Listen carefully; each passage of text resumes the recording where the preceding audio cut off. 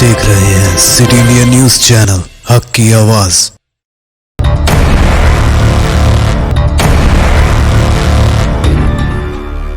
आसाम में मकामी अवाम के नुमाइंदा इंतहा पसंद तंजीमें अल्फा व दीगर की जानिब से ये मुतालबा किया जा रहा था कि 1972 के बाद जो बांग्लादेशी मुसलमान और हिंदू आसाम में ऐसे हैं, इनको बाहर निकाला जाए।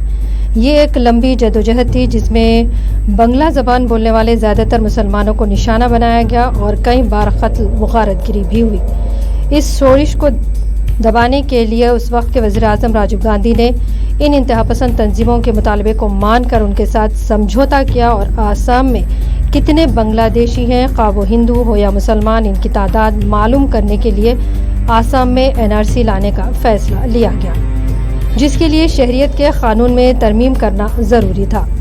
खैर, राजीव गांधी की ज़िंदगी में इसके काम का आगाज़ नहीं हो पाया, लेकिन वाजपेयी की ज़ेर क़यादत NDA नंबर 1 में यानी 2002 में शहरियत कानून में पहली मरतबा और 2003 में दूसरी मरतबा और 2004 में UPA हुकूमत ने तरमीम की, लेकिन कभी भी मजहब के नाम पर शहरियत का जिक्र नहीं किया गया और इस तरह मुल्क में पहली मरतबा कौमी रजिस्टर बराए शहरियत यानी national register for citizenship act के काम का आगाज़ हुआ।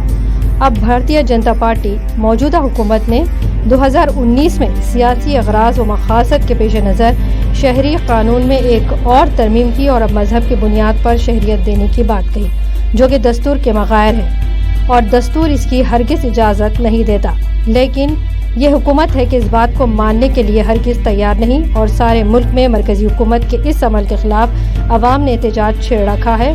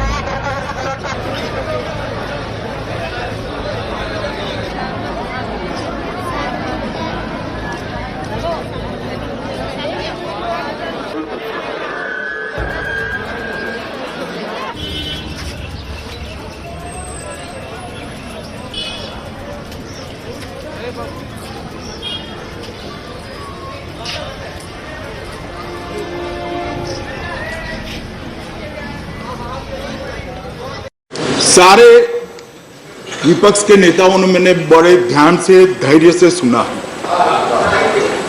मैं पूरी बात सुन रहा था। किसी ने एनआरसी का मूल कहां है वो नहीं कहा।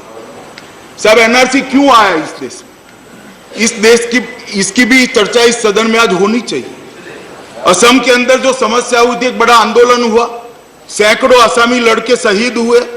जब आंदोलन काबू के बाहर गया, इन 1985 14 अगस्त 1985 को श्री राजीव गांधी ने एक आसाम एकॉर्ड साइन किया और 15 अगस्त के लाल किले पर से भाषण में उन्होंने इसको डिक्लेयर किया।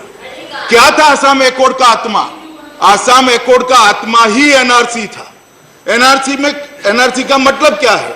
एकॉर्ड में क्या कहा गया? एकॉर्ड में कहा गया अवैध घुसपैठियों को पहचान कर उनको हमारे सिटीजन रजिस्टर से अलग कर I know what to do.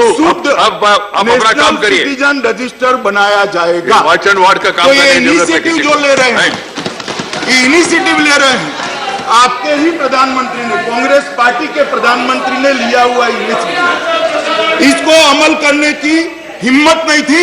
हम में हिम्मत है, इसलिए हमें करने के लिए निकले। माननीय सभापति महोदय, ये एनआरसी सुप्रीम कोर्ट के ऑर्डर से बना है। माननीय अध्यक्ष, सारे लोग, ये तरीका नहीं है। 40 लाख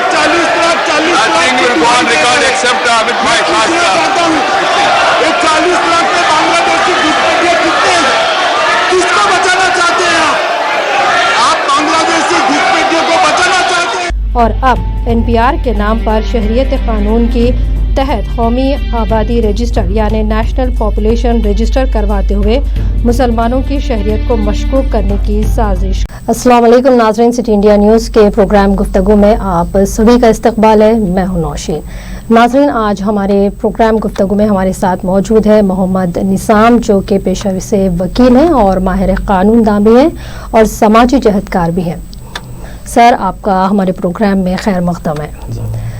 नाज़रीन, आज हम निज़ाम साहब से आज की गुफ्तगू में ये जानने की भरपूर कोशिश करेंगे कि शहरियत तरमीमी कानून क्या है, एनआरसी क्या है और एनपीआर का बाइकॉट क्यों ज़रूरी है और इससे समाज में मुसलमानों के साथ और कौन से तबक़ात इससे मुतासिर होंगे और एनपीआर में किस किस्म के सवालात हैं जो हमारी शहरियत के लिए ख़तरा बनेंगे।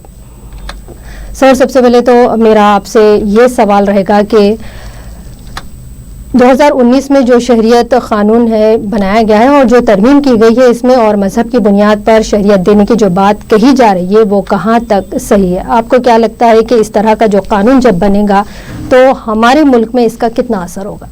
अस्सलाम वालेकुम वरहमतुल्लाहि वबरकातुहू।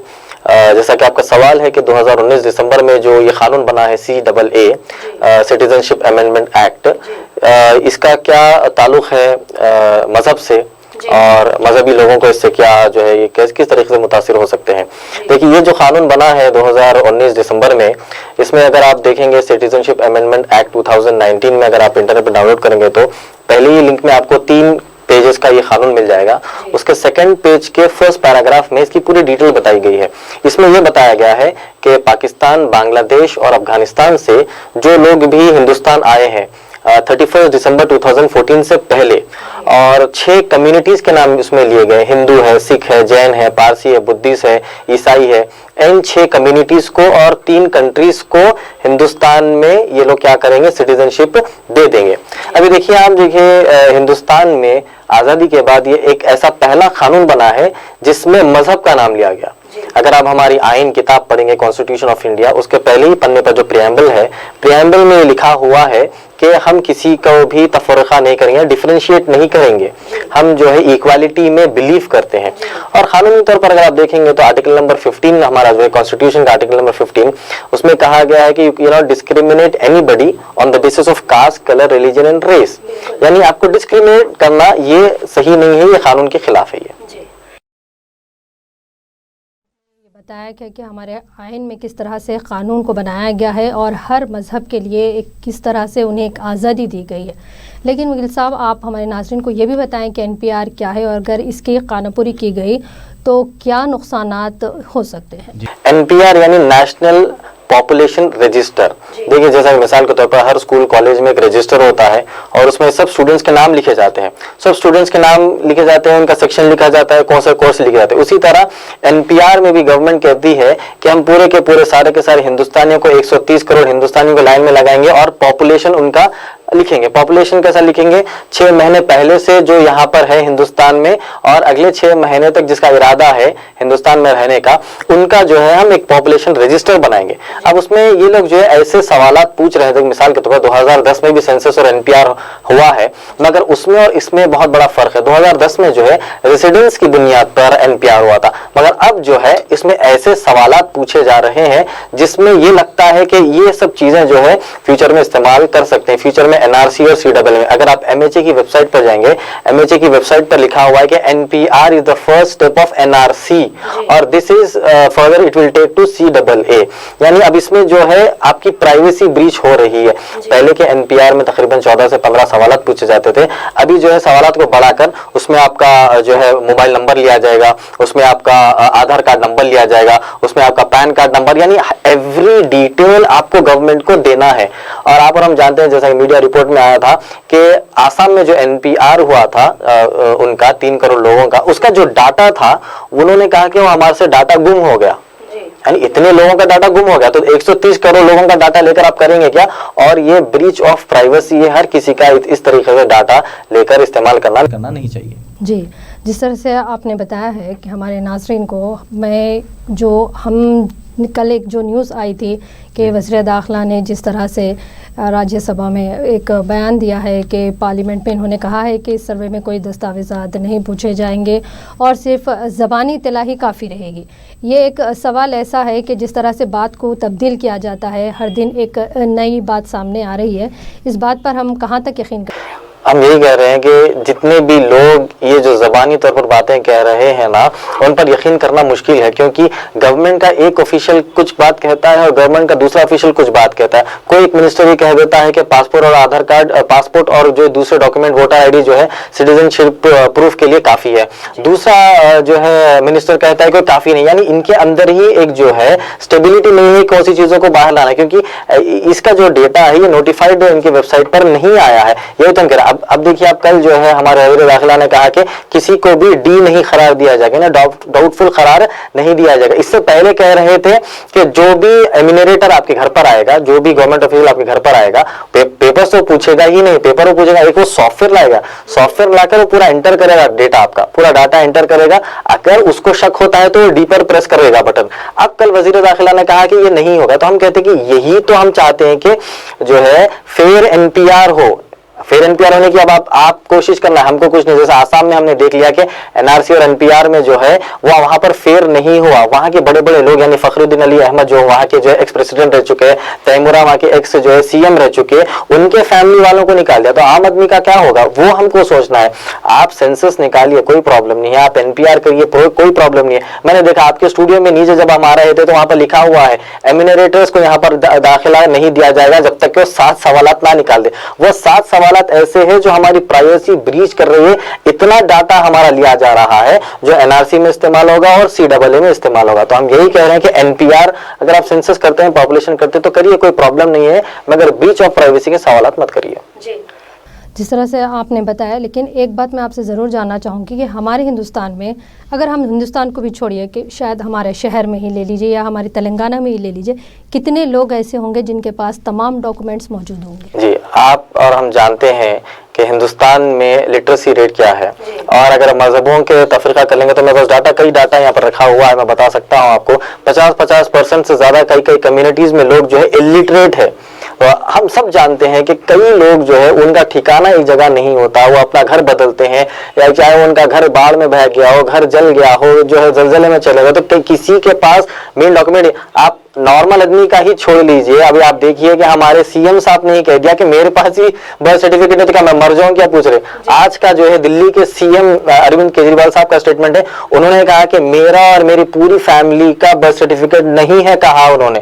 तो आप देख लीजिए, इतने बड़े ओहदेदार होकर भी उन्होंने कह दिया कि मैं बर्थ सर्टिफिकेट नहीं। तो आम आदमी का तो कोई सवाल ही नहीं कि उसके पास हर कागजात हो। हाँ भाई, कोई एलिट आदमी हो वो रख लिया होगा, कोई प्रॉब्लम है। हिंदुस्तान में सिर्फ 6% लोगों के पास ही पासपोर्ट है, ये डेटा है। अब आप देखिए हिंदुस्तान में दो ऐसे डॉक्यूमेंट है जिसपे प्लेस ऑफ बर्थ आती है, तो बर्थ सर्टिफिकेट, दूसरा पासपोर्ट। बर्थ सर्टिफिकेट का कानून ये है कि 1 साल के अंदर ही आपको बर्थ सर्टिफिकेट अप्लाई करना है। अगर 1 साल बाहर निकल जाता है तो नॉन अवेलेबिलिटी में आएगा, वो अवेलेबिलिटी में नहीं होगा, तो इसका हमको ख्याल रखना चाहिए। नाज़रीन, हमारे प्रोग्राम में वक्त तो चला है एक मुख्तसर से ब्रेक का। ब्रेक के बाद फिर हाजिर होंगे और हमारी बातचीत का सिलसिला भी जारी रहेगा।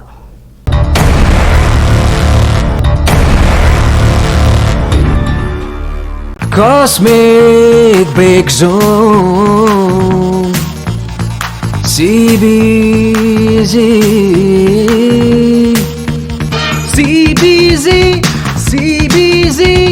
नंबर 1 है CBZ। Cosmic break zone Mahbub Nagar పట్టణంలో అద్భుత రీతిలో ప్రారంభించబడెను। మంచి ఆహ్లాదకరమైన వాతావరణంలో రుచి మరియు శుచితో పిల్లల్ని ఆకర్షించే విధంగా, పెద్దల్ని నోరూరించే విధంగా, నోటిలో వేగానే కరిగిపోయే విధంగా కార్టూన్ బొమ్మలతో కూడుకున్న కేక్లు, స్పెషల్ కేక్లు, ఎగ్లెస్ కేక్లు తయారు చేయబడను। అంతేకాదండోయ్, వివిధ రకాల నోరూరించే పిజ్జాలు, బర్గర్లు, వివిధ రకాల ఐస్ క్రీంలు, ప్రత్యేక బిస్కెట్స్, ఇతర బేకరీ ఐటమ్స్ సరసమైన ధరలకు అందించబడును। అనుకోకుండా ఆత్మీయ బంధువులు మీ గృహానికి వచ్చినప్పుడు గానీ లేదా మీ మధ్య తలచినప్పుడు గానీ మీ ఇంట్లోనే ఉండి బేకరీ ఐటమ్స్ తెప్పించుకోవడం చాలా సులభం। కాస్మిక్ బేక్ జోన్ వారు అందిస్తున్నారు ఆన్లైన్ డెలివరీ। లాగిన్ అవ్వండి www.cosmicbakezone.com। మీకు నచ్చిన బేకరీ ఐటమ్స్ ఆర్డర్ చేయండి। 30 నిమిషాల్లోపు మీ ఇంటికి డెలివరీ చేస్తాము। ఇంకెందుకు ఆలస్యం, ఆర్డర్ చేయండి। మీ గృహాలలో జరిగే శుభకార్యాలకు, పార్టీలకు, పుట్టినరోజులకు, వివాహాలకు కాస్మిక్ బేక్ జోన్ దర్శించండి లేదా ఆన్లైన్ లో ఆర్డర్ చేయండి। మా address cosmic break zone beside HDFC bank, government hospital road, Mahbub Nagar. एक बार खाने जो आए यहाँ, बार बार आने को चाहे यहाँ।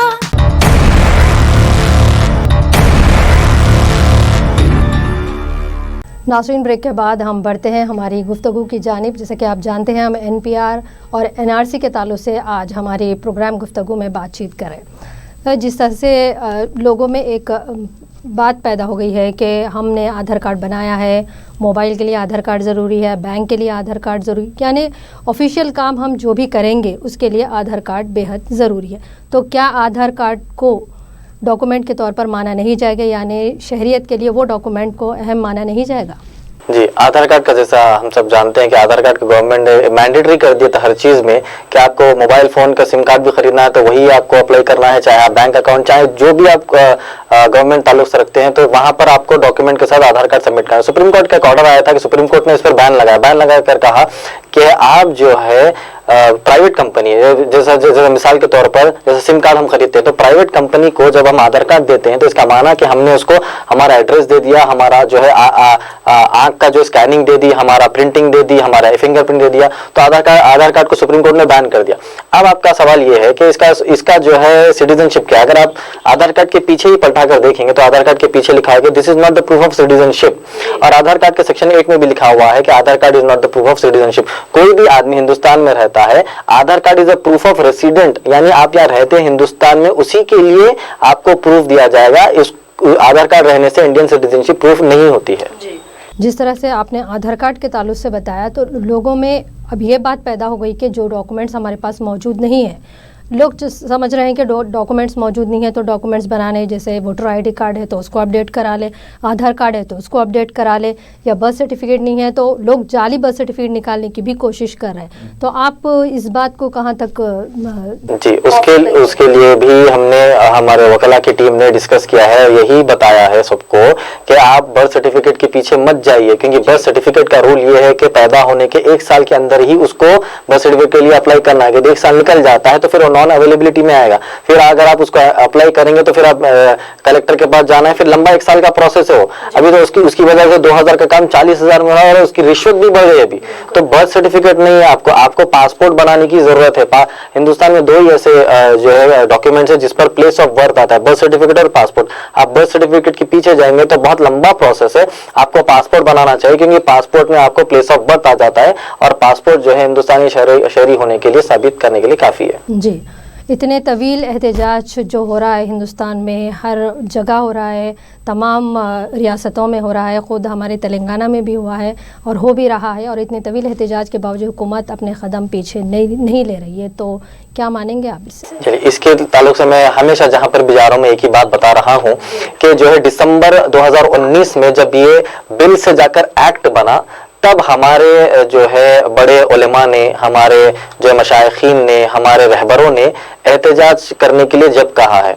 अगर आप जो है अमीर शाह हमारे जो वजीर दाखिला है उनका ट्विटर हैंडल देखेंगे जाकर, तो उनके ट्विटर हैंडल के 22 अप्रैल 2019 यानी 1 साल पुराना उनका ट्वीट है।